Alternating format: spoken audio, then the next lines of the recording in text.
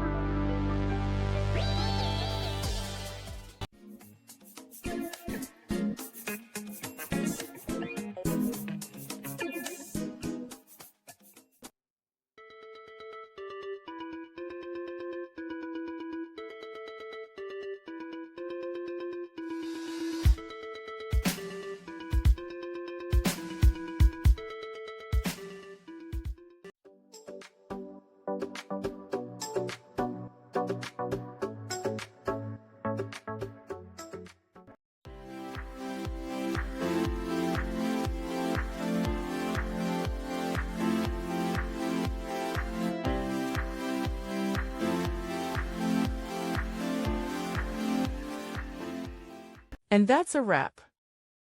I hope you found the answer you were looking for. If you did, take a second to hit that subscribe button. It really helps out.